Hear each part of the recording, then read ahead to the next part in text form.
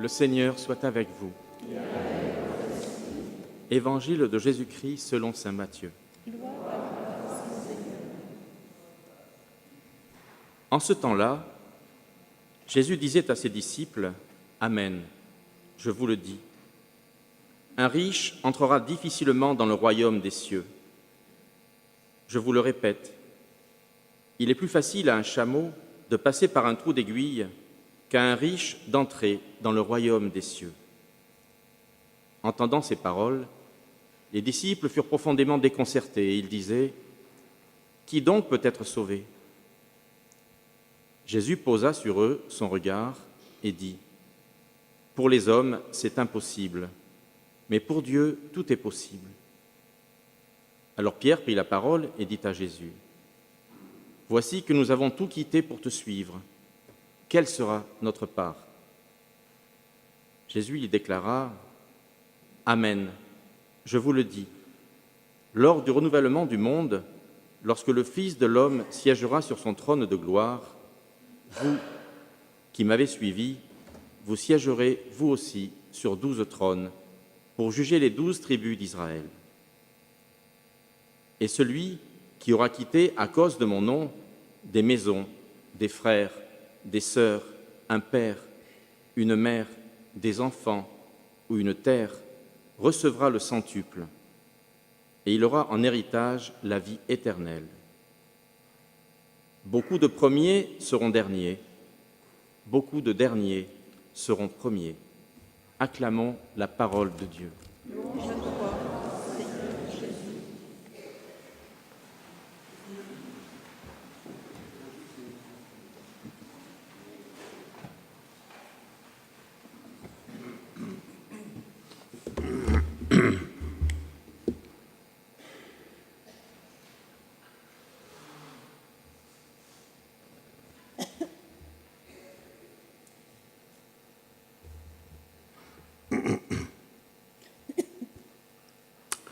Chers frères et sœurs, nous poursuivons nos lectures, donc, dans le livre des juges. Le livre des juges, il n'est pas très connu.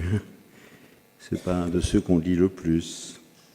Ils sont 12, les juges, comme les 12 apôtres. C'est déjà un peu comme une annonce. C'est un livre qui se trouve tout de suite après le Pentateuque, et quand on a lu les 5 livres jusqu'au Deutéronome, et après on voit la naissance de ce peuple.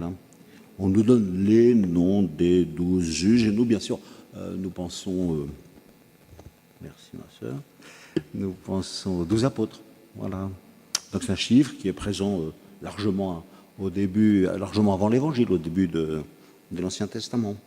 Est-ce que leurs noms sont connus? Pas beaucoup. Samson, oui. Samson, c'est le 12e et le dernier. Alors celui-là, il est connu parce qu'il est tellement musclé.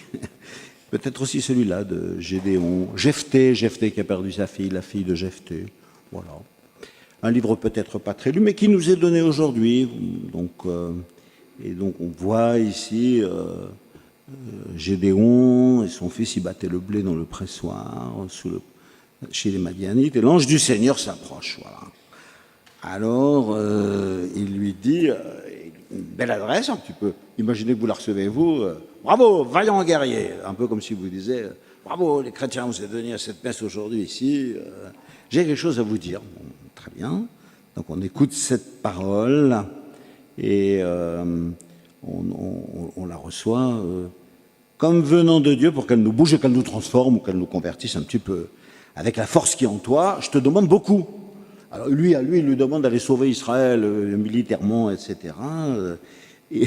Et alors lui, à chaque fois que Dieu vous demande quelque chose, vous dites, tu crois que je vais réussir à faire ça? Et c'est ce qu'on entend ici. Pardon, mon Seigneur, comment est-ce que veux-tu que je sauve Israël? Moi, je suis un petit gars de rien du tout. Un petit peu comme si Dieu vous parle et vous demande, et vous donne une mission, et vous dites, moi, faire ça, c'est pas possible que j'y arrive. Donc c'est une apostrophe que Dieu lance à ses disciples, à ses enfants à l'intérieur d'un peuple.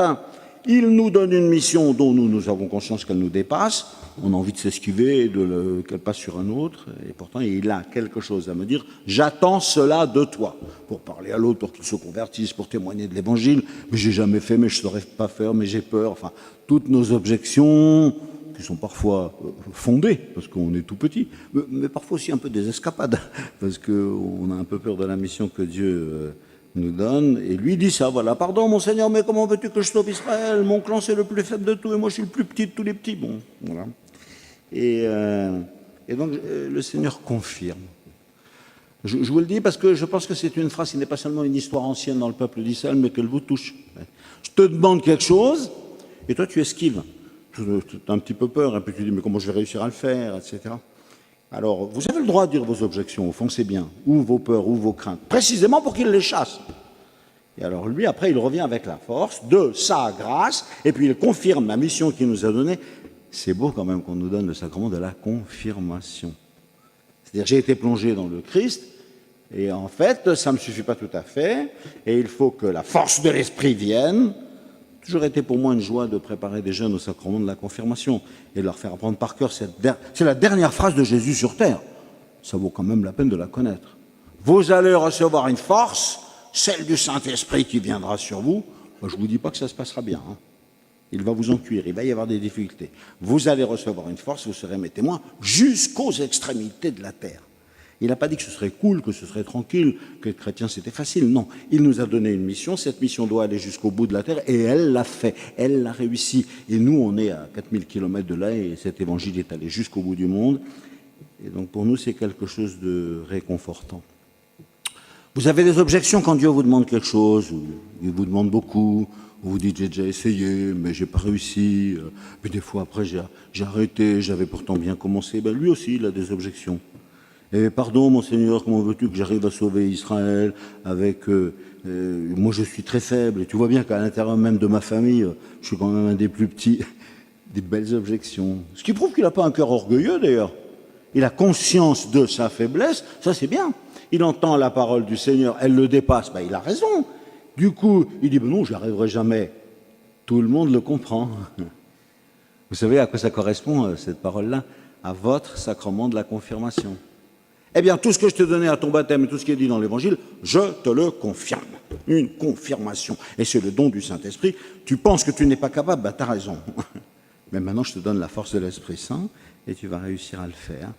Et là, on voit donc dans ce texte, peut-être pas très connu, vous voyez, des Juges, parce que ce n'est pas un des livres les plus lus, vous voyez, mais qui est quand même un dialogue assez intéressant entre un bon juif, croyant, sérieux, généreux, prêt à faire le travail que Dieu lui demande, mais avouant sa petitesse, sa fragilité devant la mission qui nous est confiée. Est-ce que ça vaut pour nous? Ben, bien sûr. Ouais.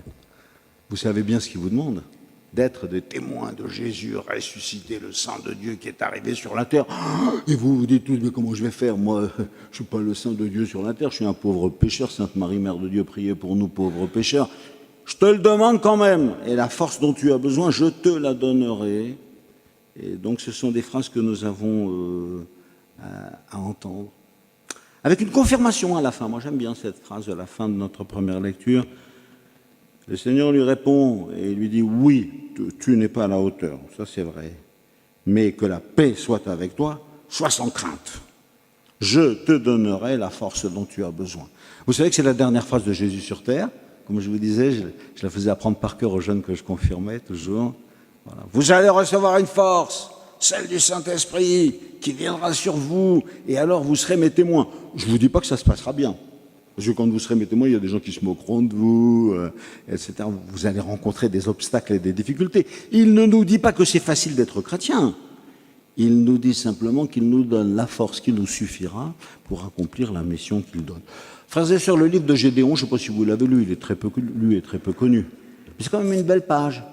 Et moi, je suis content qu'à l'intérieur d'une messe de semaine, comme ça en plein cœur de l'été, on voit ce livre avec sa force et sa vigueur. Dans l'Évangile, c'est encore plus compliqué aujourd'hui, parce qu'il va nous parler du salut. Est-ce que vous avez envie d'être sauvés, d'entrer au paradis? Bah, bien sûr, nous tous, etc. Et vous avez vu que c'est assez délicat et assez difficile. Alors Jésus leur explique, et il leur dit, c'est plus facile à un chameau de passer par le trou d'une aiguille qu'à un riche d'entrer dans le royaume des cieux. Ah bon, voilà, il faudrait que j'ai rien et que j'ai tout dépossédé, etc. Alors eux, ils ont une réaction assez saine finalement. Et dit, alors qui peut être sauvé? Moi j'ai entendu des explications complètement bizarres là-dessus. Il paraît que l'aiguille c'était une porte d'entrée dans Jérusalem, mais qu'elle était très petite, et que les chameaux ils avaient du mal à passer dedans. Je veux bien, bon, mais En fait, non. Je pense que Jésus, il a voulu dire que le salut, pour toi, je vais te le dire très franchement, c'est impossible. Voilà. Donc, il faut que tu te débarrasses de beaucoup de choses et que tu sois un pauvre, les pauvres en esprit. C'est la première chose, la première des béatitudes. Et à partir de là, dans cette pauvreté, moi, je te ferai passer. Même dans des endroits qui, pour toi, sont impossibles, sont trop difficiles. Comme pour nous, tout le chemin de l'évangile, obéir à tout dans l'évangile, et puis passer par cette porte, je ne vais pas y arriver. N'aie pas peur, je m'occuperai de toi. Voilà comment il le fait.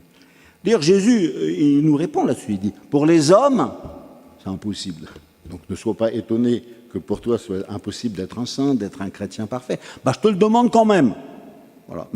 Alors, je viens recevoir le sang de Dieu. Tout à l'heure, vous allez communier. Et vous dites, moi, s'il faut que j'entre dans le paradis, je me demande comment je vais faire.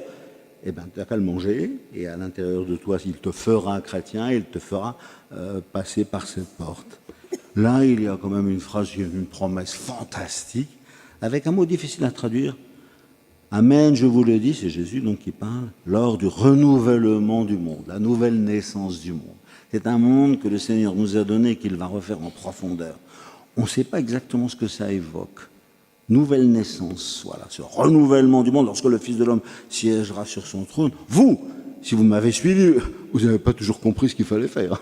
Vous n'avez pas toujours tout compris dans l'Évangile, mais vous l'avez transmis aux autres ou à vos enfants. Vous avez fait comme vous avez pu.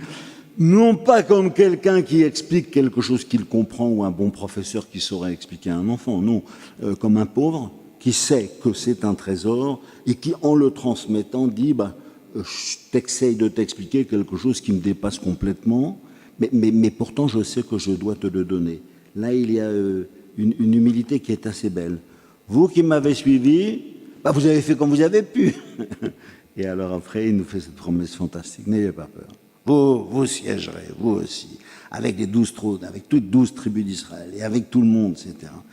Et vous n'avez pas trop de soucis à vous faire sur vos qualités, vos défauts et tout et tout.